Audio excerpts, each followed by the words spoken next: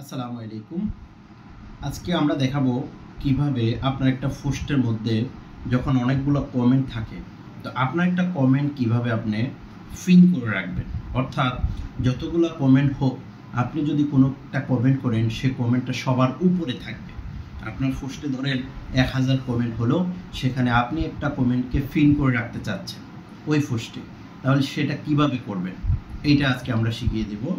তো চলুন আমরা যে আইডিতে কাজ করব সেই আইডিতে আমরা চলে যাব। আমরা সেই আইডিতে প্রপারলি চলে যাব।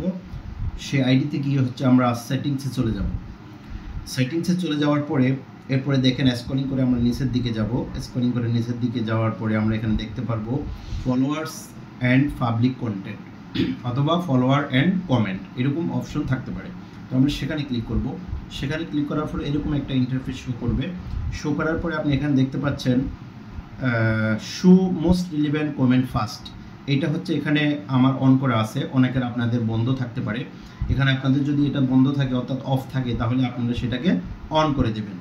অন করে দেওয়ার পরে আপনারা যেটা চাচ্ছেন আপনাদের পোস্টের মধ্যে যে মোস্ট রিলেভেন্ট কমেন্ট, অর্থাৎ আপনার কমেন্টটা সবার উপরে থাকুক, সেটা কিন্তু হয়ে যাবে। তো ধন্যবাদ সবাইকে, আজকে এ পর্যন্ত।